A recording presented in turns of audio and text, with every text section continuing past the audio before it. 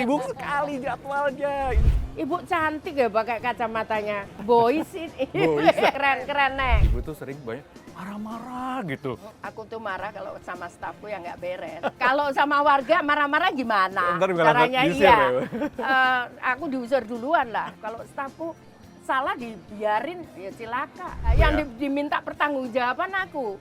Gila apa? Nah, kamu nggak boleh masuk surga Risma karena kamu begini-begini.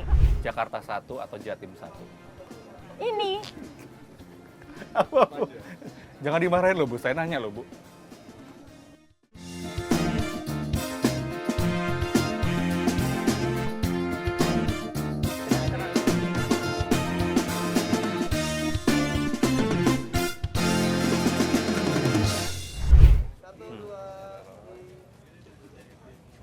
Lagi ada di Kabupaten Aceh Utara, Aceh. Lagi bersama Makasih. Ibu Menteri Terima Sosial, kasih Ibu ya. Tri Risma hari ini. Kita akan ngobrol-ngobrol sama. Are you ready? Yang keras, yes, gitu. Are you ready? Nah, gitu. Ya, ya. Ya, makasih. Oke. Ibu Tri Risma hari ini, apa kabar Ibu? Baik. Aduh, saya salaman dulu. Ini susah banget loh cari waktu sama Ibu.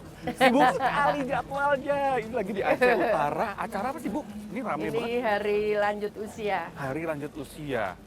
Tapi tadi yang menarik, Ibu ngobrol sama anak-anak kecil. Terus sempat bisikin Pak gurunya ngomong apa sih Bu? Ya, Ada ada disampaikan. anak yang tidak konsentrasinya penuh. Oh gitu. Jadi aku sudah bisa lihat dari matanya karena dulu sering ketemu anak-anak. Wow. Jadi saya tanya apa namanya kondisinya dia di sekolah bagaimana karena pasti kalau itu saya dalami pasti dia ada sesuatu. Oh segitu pahami Ibu ya. Iya. Wah ini adalah pameran. Ini hasil punya siapa Ibu ya?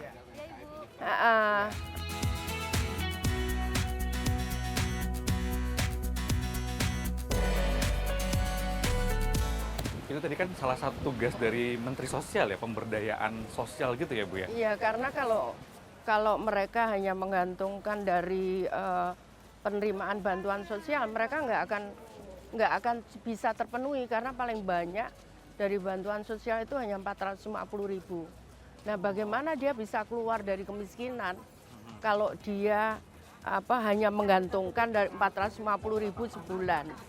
Nah, karena itu kita coba ajarkan bagaimana mereka bisa minimal mereka bisa bertahan karena kalau 450.000 kalau kita grafiknya jadi awal bulan itu dia memang terima 450.000 tapi nggak sampai sebulan mereka udah habis. Nah sisa hari itu gimana gitu? Gimana cara bertahan hidup? Gimana bisa bertahan hidup? Makanya kita maksimalkan ya sepanjang mereka tidak keberatan dan maksud saya kalau dia lansia ya dia bisanya apa gitu tapi sehingga tidak memberatkan secara fisik gitu. Nah itu kenapa enggak gitu? Kenapa enggak gitu? Jadi apa namanya itu yang kita coba tingkatkan dan ternyata banyak lansia-lansia justru yang dia bisa berdaya karena itu. Iya.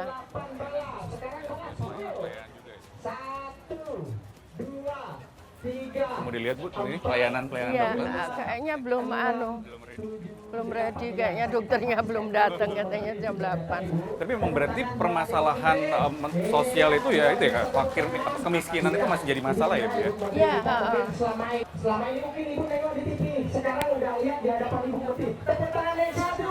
Iya, selamat datang ibu. Jadi Bapak Ibu sekalian nggak usah takut. Nah, karena kalau terlambat nanti buta. Jadi Ini kemarin yang daftar apa namanya? Yang daftar operasi katarak itu ada 1.000 lebih. Oh 1.000 lebih di Tapi sini? yang layak hanya sekitar 300. Oh. Jadi sisanya mungkin karena kacamata aja butuh jadi kacamata. diberikan optik tadi ya kacamata Kita aja ya? terus bantu kacamata gitu. Layak artinya maksudnya belum terlalu parah gitu. Iya, belum terlalu parah, belum matang gitu ya. Mata. Ibu cantik ya pakai kacamatanya. Ya kan? Loh. Boys ini. Boys. Boys kalau zaman dulu. Kalau sekarang apa? Keren, Nek, keren. Apa tugas yang paling berat selama Ibu menjabat?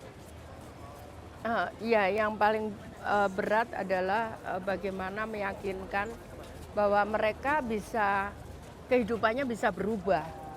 Kehidupannya itu yang paling susah karena kan tidak semua orang mau dan tidak semua orang percaya karena mungkin sudah miskin terlalu lama untuk mereka bisa keluar dari kemiskinan itu tidak mudah itu. Yakinkan mereka bahwa untuk mereka bisa yakin bahwa mereka bisa berubah kehidupannya itu tidak mudah. Kalau tadi tinggal kita memberikan contoh. Memang saya juga selalu meskipun tadi misalkan mereka dulunya miskin kemudian menjadi berubah itu memang mereka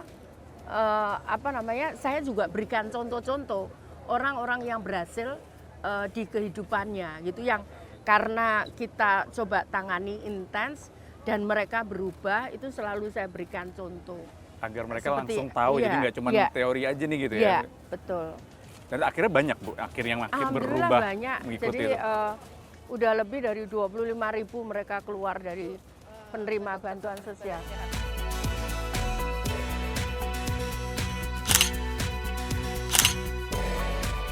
Bu menarik, ada saatnya kita cari duit, ada saatnya kita cari surga. Iya. Apakah itu yang Ibu nikmati selama menjadi Menteri Sosial? Betul. Oh, luar biasa. Betul. Ini Saraf. Saraf. Kan ini sebenarnya kan kalau dari tadi kesehatan ya Bu. Itu gimana soal pendanaannya akan berkoordinasi dengan Kementerian Kesehatan tuh seperti apa sih? Atau emang ada budgetnya sendiri? Jadi kalau kayak gini rata-rata mereka juga volunteer, mereka nggak dibayar gitu. Tapi gitu. kalau untuk obat dan sebagainya. Itu Selamat baru. pagi, ya. Ada ketakutan tersendiri gitu Bu sama darah? Enggak, cuman aku pernah donor terus pingsan. Oh serius? Jadi dibawa ke rumah sakit ya gara-gara donor. Jadi akhirnya Setelah semenjak itu? Jadi dulu maunya awalnya tiap bulan, sekali enggak apa-apa. Terus yang kedua saya kurang tidur, saya udah sampaikan kurang tidur, tapi ya udah. Akibatnya jadinya Tapi pingsan. tinggi, soalnya jalan. 110. Oh normal ya Bu? Normal ya Dok? Normal. Biasanya? Biasanya rendah ini tadi. Oh, jadi jalan, termasuk tinggi jadi ayo, sebenarnya. Ini jadi tinggi nih aku. Karena jalan tadi. Jadi emang harus olahraga berarti ya? Iya. Antara kesibukan yang seperti ini, olahraganya Ibu apa sih? Jalan kaki kayak gini aja? Ya gini aja. Tadi terbukti ya akhirnya ya? Sempet ya. Tokcer Iya, ya, jadi iya. naikin tekanan darah ya? Iya. Ibu tadi sempat bicara soal data langsung bisa diselesaikan, karena kan selama ini kita tahu data-data sosial itu kan selalu berubah-ubah, Ya suka tiap bulan susah memang gitu. iya. Apa yang Tiap Ibu bulan. lakukan akhirnya semua jadi beres gitu Bu? Waduh itu perbaikinya aku 6 bulan enggak pulang. 6 bulan? sampai jam 4 pagi, 6 Untuk bulan. benerin itu Jadi tadi di awal semuanya? aku jadi menteri, nah setelah benar tinggal updating tiap bulan itu nggak terlalu berat gitu. Kalau nggak salah sempat Ibu mengubah aturan ya, maksudnya harusnya tuh kalau secara peraturan berapa? 2 tahun sekali diperbarui? 1 tahun 2 kali. 1 tahun 2 kali. Tapi aku lakukan karena kan kalau 1 tahun 2 kali itu udah banyak yang meninggal, udah ada yang berubah. Oh, jadi datanya. Jadi untuk mempercepat data itu update gitu ya? Iya.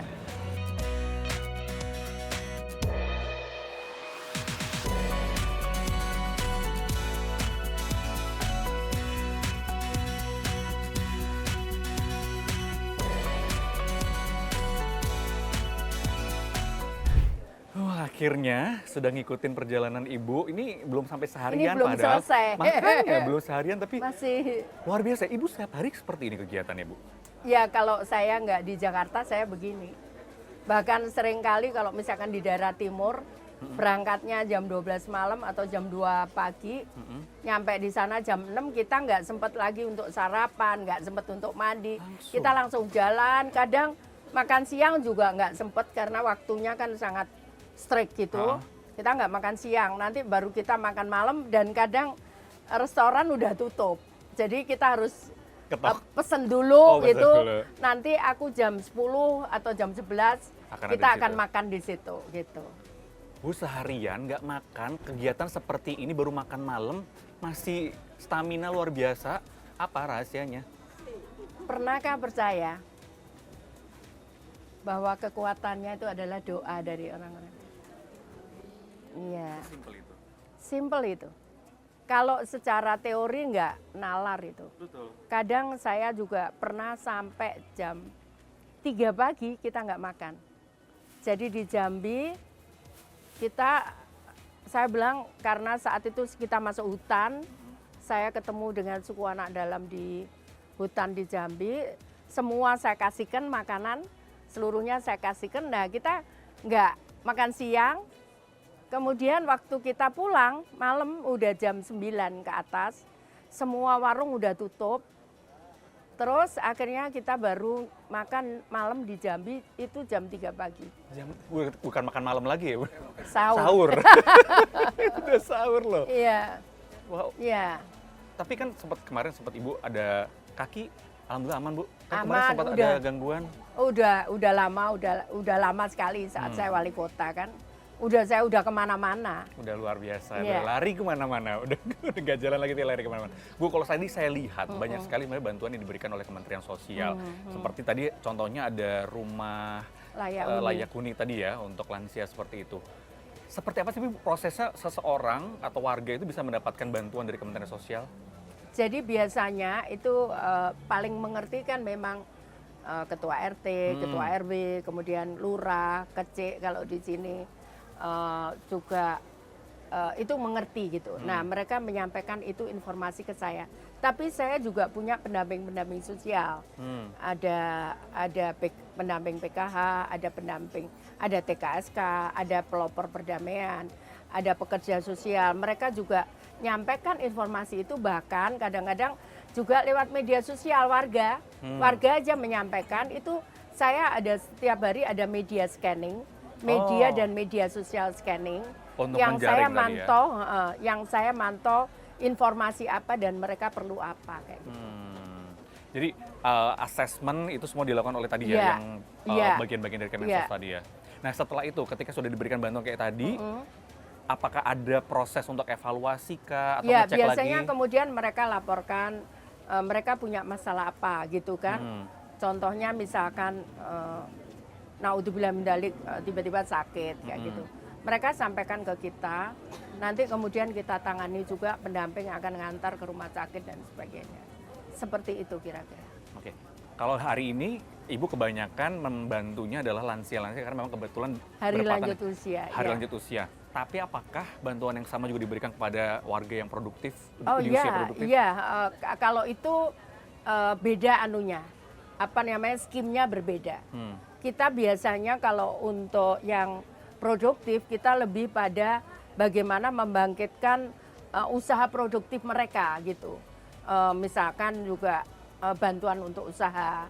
Kemudian kita punya program namanya Pahlawan Ekonomi Nusantara atau PENA.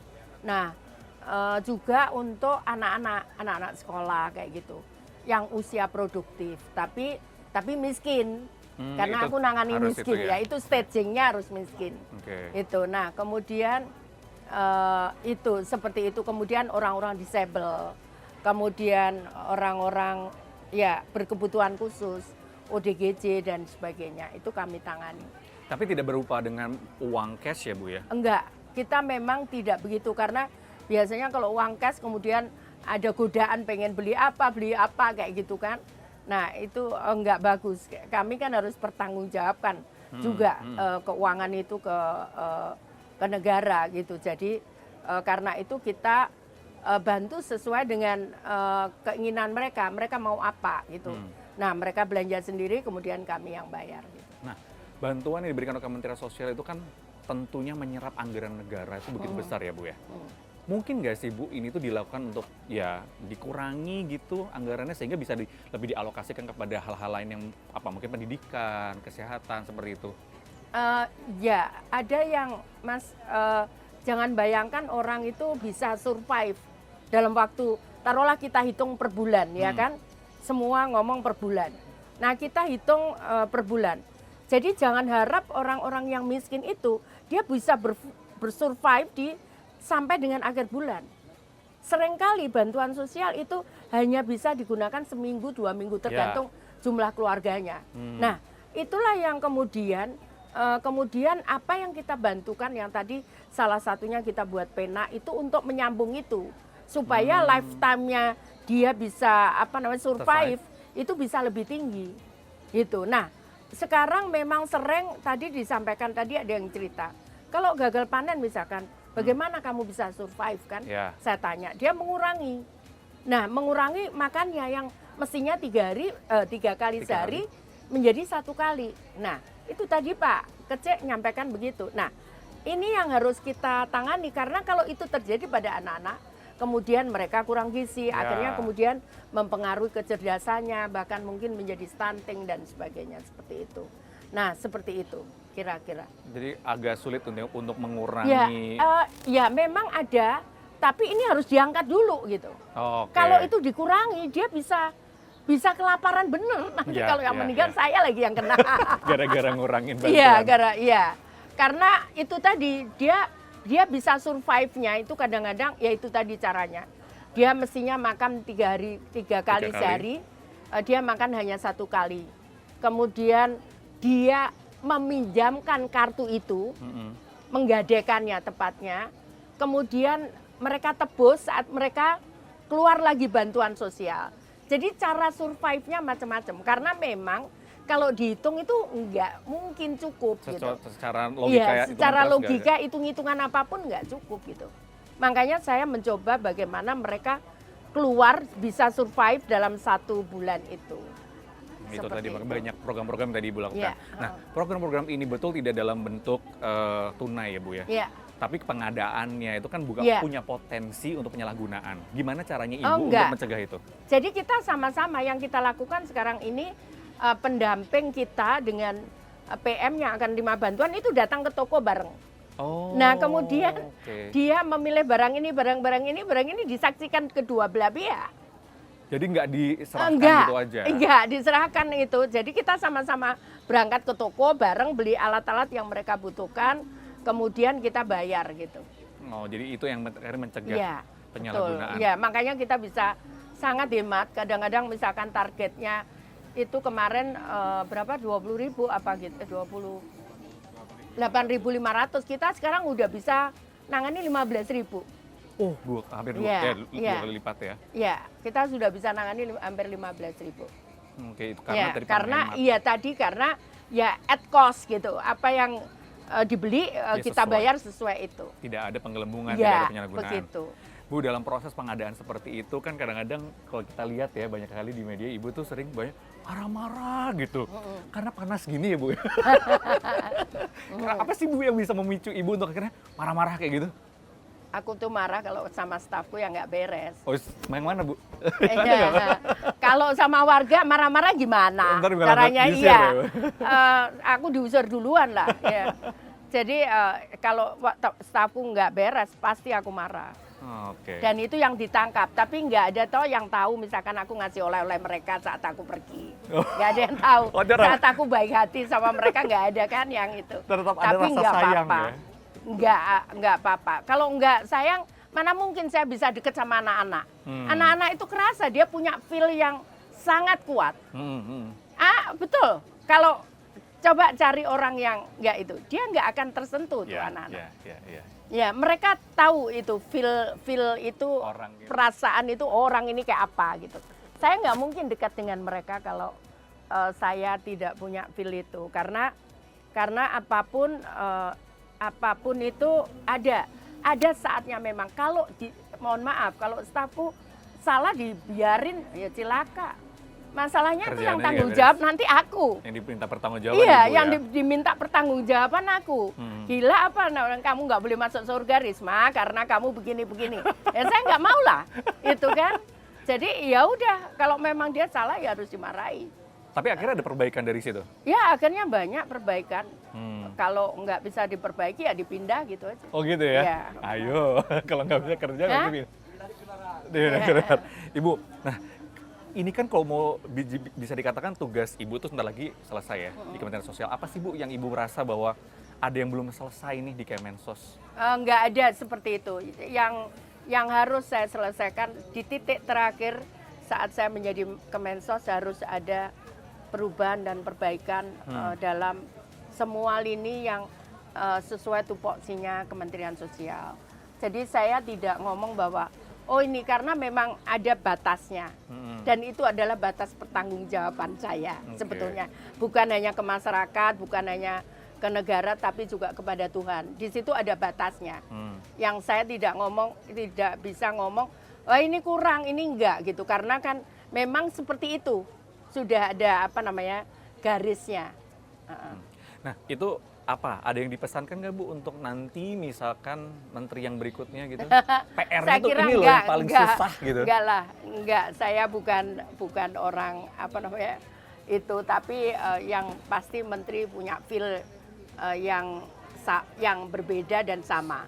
Ada yang sama, ada yang berbeda. Saya tidak mau, saya merasa diri saya sehingga saya harus mau nyampaikan itu enggak. Tapi bahwa feel itu pasti dimiliki oleh seorang menteri. Lebih enakan turun kayak gini atau dari balik meja menerima laporan kalau Ibu? Enggak, sama-sama saya juga bisa kerjakan. Saya ke lapangan di mobil itu saya kerja. Saya perintah-perintah loh. Iya, boleh tanya itu staf saya. Ya, iya. Nggak ada kelar. Enggak, karena semua pakai elektronik. Kenapa nggak bisa? Betul, Semua pakai elektronik, saya bisa lihat. Bahkan di rumah saya pun, kamu pintunya belum kamu buka ya, gitu jendelanya tahu ya. Saya bilang gitu. Saya masih itu bisa kerja di mobil. Jadi semua karena pakai elektronik sudah nggak ada lagi duduk di kursi atau di lapangan gitu. Enggak. Jadi semua bisa lakukan. Semua bisa kita kerjakan. Aku nggak tahu loh jadi menteri itu. Bener. Aku dipanggil Pak Presiden, tiba-tiba malam saya tanya Pak Pratik. Saya gitu, ada apa ya Pak? Bapak manggil saya. Berangkatlah aku. Itu kan malam berangkat sampai pagi ketemu Pak Presiden. Mbak besok pelantikan. Pelantikan apa Bapak? Jakarta 1 atau Jatim 1? Ini. Jangan dimarahin loh Bu, saya nanya loh Bu.